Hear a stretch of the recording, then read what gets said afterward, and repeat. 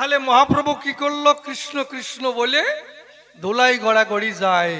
তাহলে আমি বলি সবার সান্নিধ্যে মহাপ্রভু কৃষ্ণ কৃষ্ণ বলে কাঁদে, তাই তো? তাহলে এখানে আমি বুঝতে পারি নাই কি, যখন কৃষ্ণচন্দ্র এলো তখন তো তিনি রাম বলে কাঁদে নাই, কেঁদেছে? এমন খেলা পলে পলে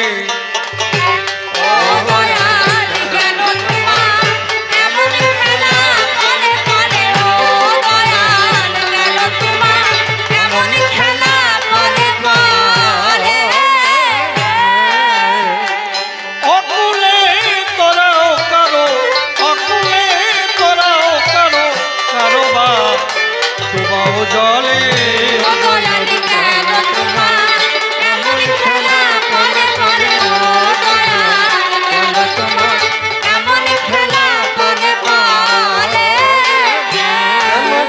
মানুষের মন গড়েছ অমন করে, দুদিনের ভালোবাসা ভুলে যায় দুদিন পরে।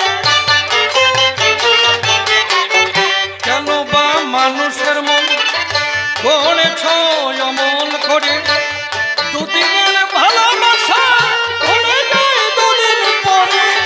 কারো ঘর সুখে ভরে, কারো ঘর সুখে ভরে, কারো বা আগুন জলে।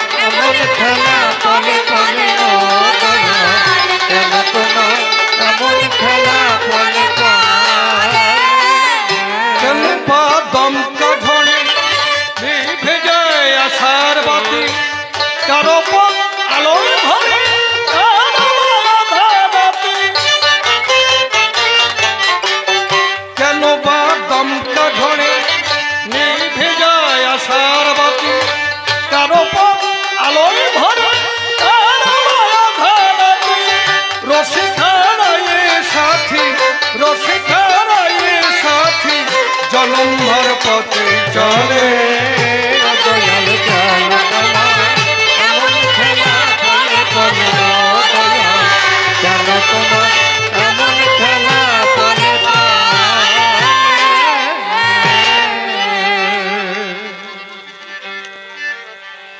গুরু পিতা, গুরু মাতা, গুরু ভগ্নী, গুরু ভ্রাতা, গুরুই সর্ব ভয়ত্রাতা। জীবনন্তকালে পদ্মকারে কবিগানে প্রণাম করি শ্রী গুরু অসীমের চরণে। তুমি গুরু নিজ গুণে স্থান দিও তব চরণ তলে। গুরুর পরে দিয়ে জীবন ভার, কাব্য সিন্ধু হব পার, অন্তরের একান্ত আকিঞ্চন। তাই জয় গুরু বলে ঝাঁপ দিয়ে কাব্য সলিলে তুমি রক্ষা করিও হে মোর জীবনের জীবন। ভক্ত ভক্তা চরণ ধুলি, ভক্তিতে নেই মস্তকে তুলি, সেই শুভ আশীর্বাদ করবেন বরিশন। এই ভক্তের আশীষ পেলে পরে অসম্ভব সম্ভব হতে পারে। শাস্ত্র মাঝারে রয়েছে তার নিদর্শন, যাকে ভাবধারায় বলতে গেলে অনেক সময় যাবে চলে। তাই তো চিন্তা করলেম দিলে মনশিক্ষার অধিক প্রয়োজন নাই। এবার কবি গানের সূত্র ধরে দাঁড়াইয়ে সবার ভিতরে আমি একটা ভূমিকা গ্রহণ করতে চাই। জানেন যত বিজ্ঞ দলে কবি গান গাইতে গেলে দুজনকে দাঁড়াতে হয় দুই দলে। এ কথা নতুন বলে আর বলার কিছু নাই। তাই দুজনে দুটি পক্ষ ধরে দাঁড়াইয়ে সবার ভিতরে আমরা দেখাবো যার যার ভূমিকার বড়াই। হালকা রিপিট হচ্ছে, এটা একটু বন্ধ করবেন, একটু কমিয়ে দেন রিপিটটা, যেন বাড়ি না খায়।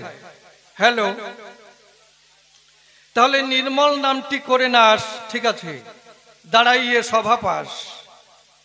আমি শিষ্য প্রেমানন্দ দাসের ভূমিকা করিলাম গ্রহণ।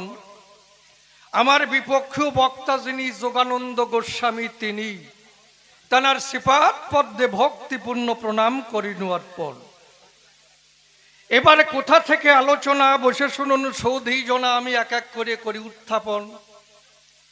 বসে শুনুন বিজ্ঞ নারী নরে, গুরুদেব আমায় দীক্ষা দেওয়ার পরে কিছু শাস্ত্র গ্রন্থ ধরে আমার করে করিল অর্পণ।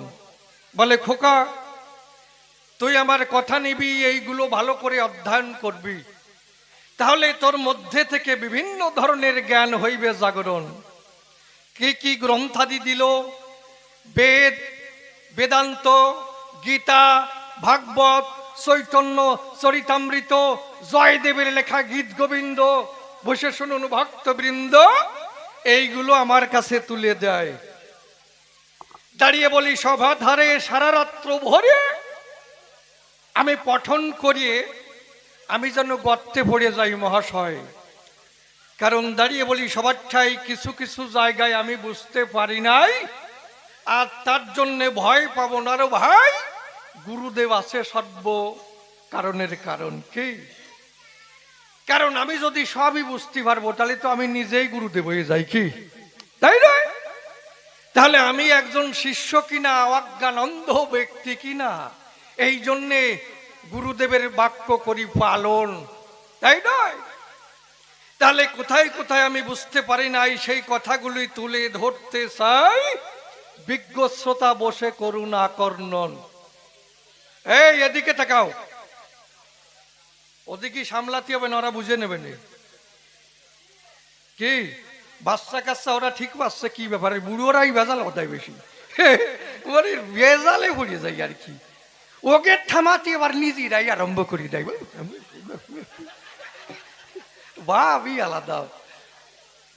তা বাবা কি বলবো, তোমার ঠাই আমি ভেজালে পড়ে যাই। কারণ চৈতন্য চরিতামৃত খানা যখন পড়ি রে ভাই, আমি ভেজালে পড়ে যাই। কারণ এই যে আমাদের রামচন্দ্র ছিল, যেই পরবর্তীতে কৃষ্ণচন্দ্র হলো, তাই তো বাবা? রামচন্দ্র ছিল, তারপরে কৃষ্ণচন্দ্র এলো, আবার সেই কৃষ্ণচন্দ্র গৌর হয়ে এলো। তাহলে কৃষ্ণচন্দ্র যে গৌর হয়ে এলো, তার প্রমাণ শাস্ত্রীয় প্রমাণ। কৃষ্ণ নাম দিয়ে জগৎ মাতালো রে ভাই, মহাপ্রভু হা কৃষ্ণ গোবিন্দ বলে ভাসিয়া দুই চোখের জলে ধুলাই গড়াগড়ি যায়, এমনি গড়াগড়ি গেল প্রবালম দেখবার হরে বলো। মহাপ্রভু কৃষ্ণ কৃষ্ণ বলে ধুলায় গড়াগড়ি যায়, তাই তো? তাহলে মহাপ্রভু কি করলো? কৃষ্ণ কৃষ্ণ বলে ধুলায় গড়াগড়ি যায়। তাহলে আমি বলি, সবার সান্নিধ্যে মহাপ্রভু কৃষ্ণ কৃষ্ণ বলে কাঁদে, তাই তো? তাহলে এখানে আমি বুঝতে পারি নাই, কি যখন কৃষ্ণচন্দ্র এলো তখন তো তিনি রাম বলে কাঁদে নাই, কেঁদেছে? হ্যাঁ, রাম জয় রাম বলে কেঁদেছে, কখনো কাঁদে নাই। আবার সেই রামচন্দ্র কখনো নারায়ণ বলে কেঁদেছে? হ্যাঁ, নারায়ণ জয় নারায়ণ জয় নারায়ণ, নারায়ণ বলে কেঁদেছে। তাহলে কৃষ্ণচন্দ্র কখনো রাম বলে কাঁদে নাই, আবার সেই কৃষ্ণচন্দ্র কখনো রাম বলে কাঁদে নাই, আবার সেই রামচন্দ্র কখনো নারায়ণ বলে কাঁদে নাই। তাহলে যিনি নারায়ণ ছিল তিনি কিন্তু রামচন্দ্র হলো, আবার সেই রামচন্দ্র কৃষ্ণ হলো, আবার সেই কৃষ্ণ যদি গৌর হয়, তাহলে গৌর হরি কৃষ্ণ কৃষ্ণ বলে কাঁদে কেন? বাবা জবাব দাও ধর্মরাজ সবাই। বোঝা গেল? কৃষ্ণ কি রাম বলে কেঁদেছে? হ্যাঁ, রাম কেঁদেছে। তাহলে সেই কৃষ্ণ যখন গৌর হলো, আমার গৌর হরি কেন কৃষ্ণ কৃষ্ণ বলে কাঁদে? এই গৌর হরি তো কৃষ্ণ ছিল, তাহলে নিজের নাম নিয়ে কাঁদলি বলে একটা কেমন ব্যাপার হয়ে যায় না রে মশাই? আমি বুঝতেই পারিনি যে ব্যাপারটা কি। সত্যি না? এই গৌর হরি কৃষ্ণ ছিল, তাহলে সেই কৃষ্ণ যদি গৌর হলো, তাহলে নিজের নাম নিয়ে নিজে কাঁদে কেন রে মশাই? কি তাহলে গৌর হরি কেন কৃষ্ণ বলে কাঁদে? তুমি এর জবাব দাও বাবা, দয়া করে ধর্মরাজ সভায়। কারণ তোমারে জোর করি না, গুরুদেব মানুষ কিনা। যদি প্রশ্ন করি, কয় তোরে একে সরে দাঁত খুলে ফেলাই দেবানি হারামজাদা, তুই প্রশ্ন করিস আমার কাছ থেকে অর্ডার দিস। এই জন্য গুরুদেবের কাছে একদম নত শিরে বলছি, বাবা আমি বুঝতে পারি নাই, তুমি এইটা বুঝাই দাও যে গৌর হরি কৃষ্ণ বলে কাঁদে কেন। পরিষ্কার। এই প্রথম প্রশ্ন গেল হয়ে, কার্য নাই সে কথা কই আর একখানা প্রশ্ন করি উত্থাপন। কি? দেখুন, এই যে আমাদের কৃষ্ণচন্দ্র, আমি যত শাস্ত্র গ্রন্থ আছে খুলে বলি সবার কাছে, একমাত্র শ্রেষ্ঠ আমার কৃষ্ণ জনার্দন। বেদে কি বলছে? স্রষ্টাই শ্রেষ্ঠ। বেদের সার উপনিষদ, উপনিষদের সার গীতা। আমি বলি সবার হেতা, যখন দেখি গীতার পাতা, দেখি শ্রেষ্ঠ আমার কৃষ্ণ জনার্দন। পরতর নান্নত কিঞ্চিদস্তি ধৈর্য মৃদং সূত্রে প্রতং মণিগুণায়ব। পরতর নান্নত মানে আমার থেকে নান্নত শ্রেষ্ঠ আর কিছু নাই, একমাত্র আমি শ্রেষ্ঠ। কে বলছে? ভগবান কৃষ্ণ। অহং সর্বস্ব প্রভব মত্ত সর্বং প্রবর্তেতে ইতিমত্তা ভজন্তে মাং বহুধা ভাব সমন্বিতা।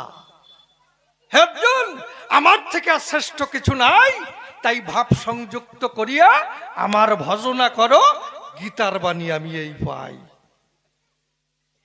যেতুর সর্বাণী কর্মাণী মই সংনস্য মৎপরা অনন্যৈব যোগেং মাম ধ্যান্ত পাশতে তেসাং মহন মৃত্যু সংসারাত ভবামি নচিরাত পার্থ। কারণ যাহারা মৃত্যু সাগরে পৌঁছায়, আমি তাদের মৃত্যু সাগর হইতে ত্রাণ করিয়া থাকি। কে বলছে? ভগবান। আরো কে বলছে? অহমাত্মা গুড়া কেশ সর্বভূতাশয় স্থিত অহমাদিশ্য মধ্যঞ্চ ভূতানামন্তে বচ। হে অর্জুন, আমি সর্বভূতের অবস্থিত আত্মা, আমি তাহাদিগের আদি মধ্য অন্ত, আমার থেকে শ্রেষ্ঠ কিছু নাই। তাই তো ব্রহ্মলোক বিষ্ণুলোক শিবলোক নাম, ইন্দ্রলোক চন্দ্রলোক ধ্রুবলোক ধাম, পিতৃলোক আদি যে নক্ষত্রলোক রয়, এই সব ধামে যত দেব নিবাস হয়, সবাই চিন্তা করে সদা শ্রীকৃষ্ণ চরণ, শ্রীকৃষ্ণের আজ্ঞায় হয় সৃষ্টির পাতন।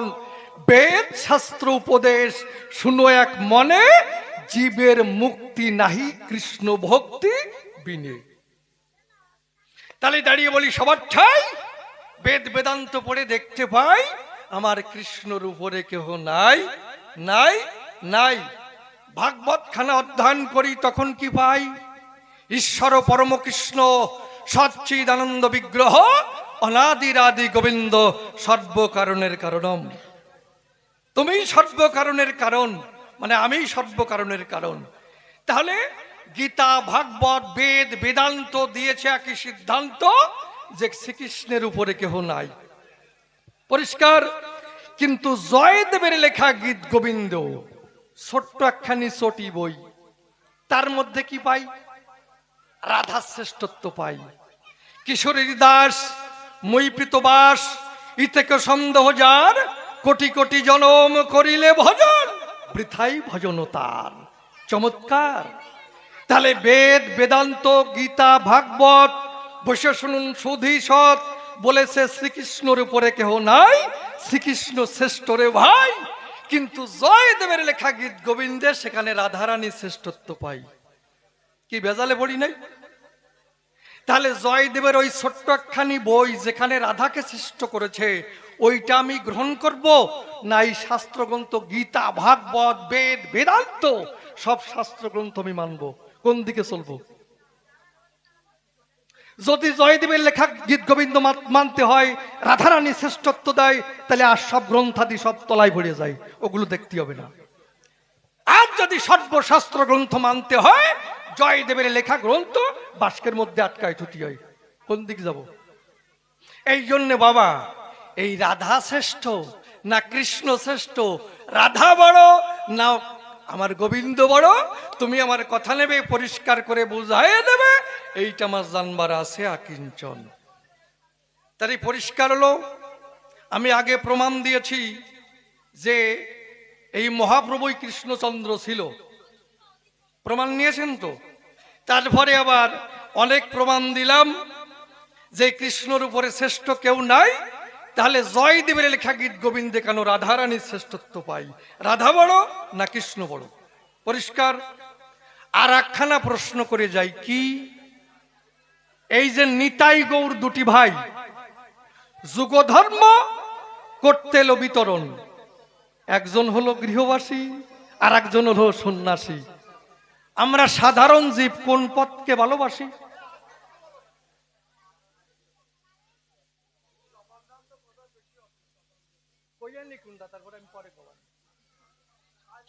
পেটের মধ্যে যা আছে সব নামাই তো, বাড়ির তো সব টানিয়ে নিয়ে এসে তো পেটের মধ্যে বুটবুট করতেছে, ও তাস তো এ না নামা পর্যন্ত ছাড়বে না। এত কথা কোন জায়গাতে আসে? এ মনে বাড়ির বড় বারান্দা।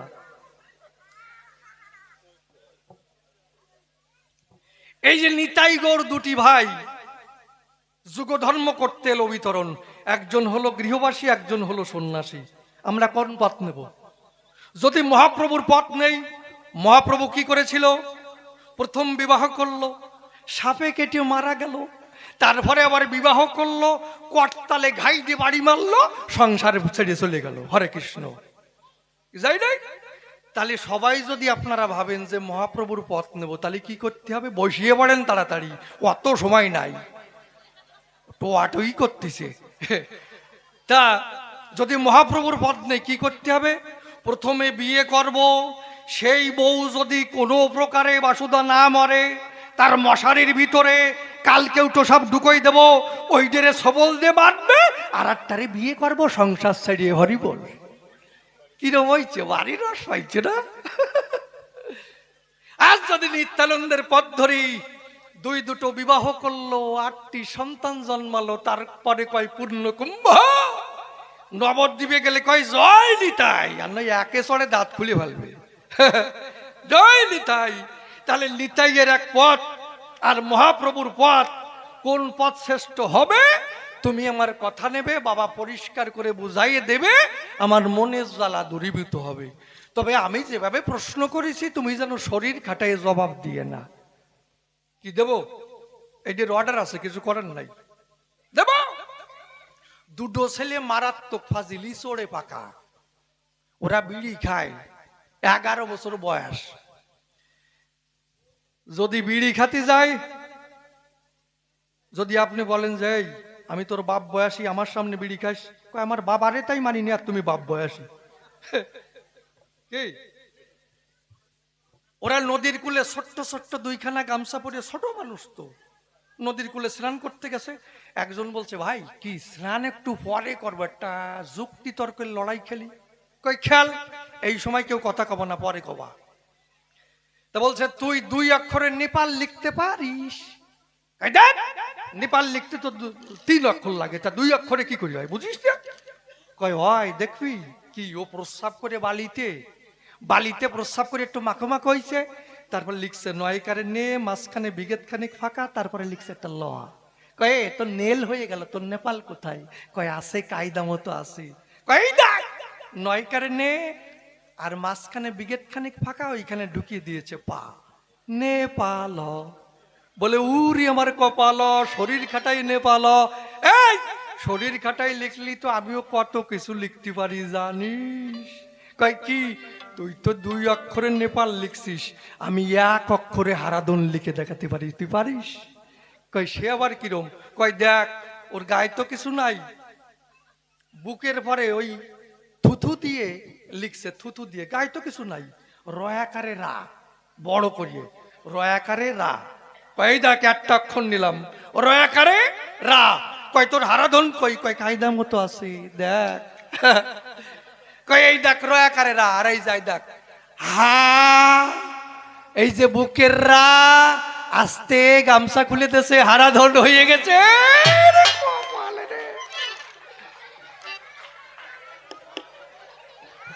এরাও ঠিক পাইছে রে গোপাল। এই যে হা রা সিসিং ফাক। তা তুমি জানো এইভাবে শরীর খাটাই জবাব দিয়ে না।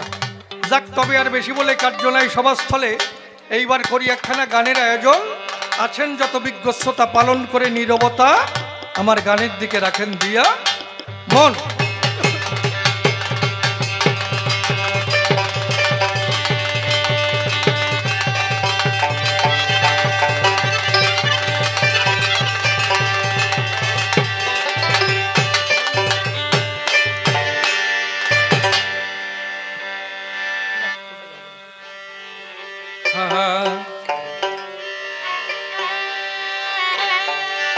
আমি বুঝলাম না যে কি খেলা চলেছে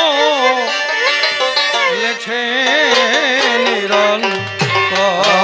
আমি বুঝলাম না কি খেলা চলেছে নিরন্তর।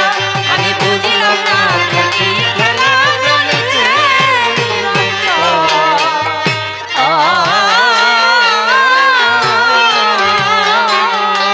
ওরে অনন্ত এক চিন্তায় কাজে, অনন্ত এক চিন্তায় ওরে অনন্ত এক চিন্তায় কাজে ব্যথিত মারন্ত।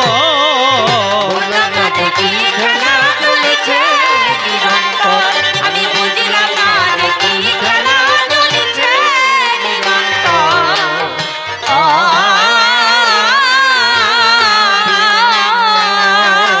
কবে প্রথম সৃষ্টি ধারা প্রবাহে ভেসে প্রাণের কণা প্রকাশিল মানুষের বেশে। ও মানুষের বেশে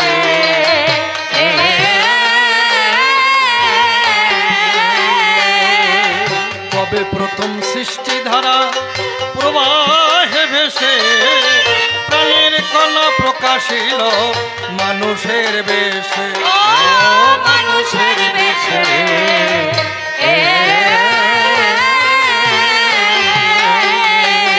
সব যার ইচ্ছায় হয়েছে কেসে, তার ইচ্ছে হয়েছে সব যার ইচ্ছায় হয়েছে কেসে তারে খুঁজি জীবন ভর। বুঝলাম না কি খেলা চলেছে নিরন্তর। আমি বুঝলাম না কি খেলা চলেছে নিরন্তর।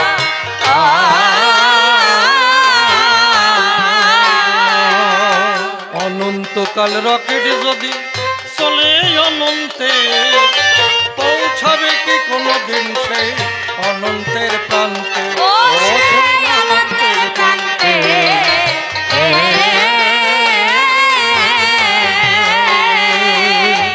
অনন্তকাল রকেট যদি চলে অনন্তে, পৌঁছাবে কি কোনোদিন সেই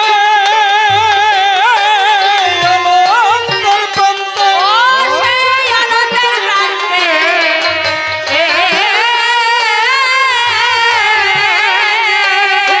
পেরেছো তারে জানতে, পেরেছো তারে জানতে। পেরেছো তারে জানতে অনন্ত প্রেমের স্বর। বুঝলাম না কি খেলা চলেছে নিরন্তর। আমি বুঝলাম না কি খেলা চলেছে নিরন্তর।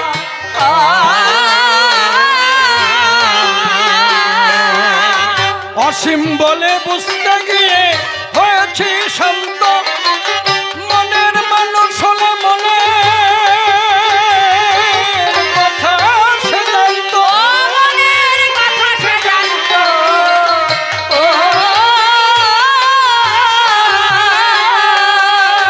অসীম বলে বুঝতে গিয়ে হয়েছি শান্ত, মনের মানুষ হলে মনের কথা সে জানত। মনের কথা সে জানতো।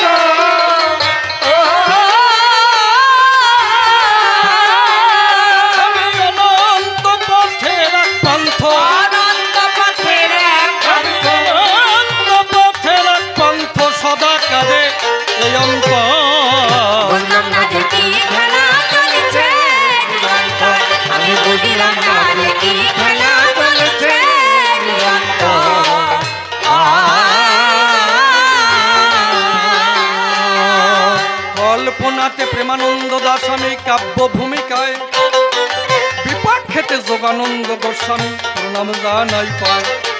যেভাবেতে প্রশ্ন করলেন সবারই সদন, আপনারা বসে বসে শুনলেন জ্ঞানী দল।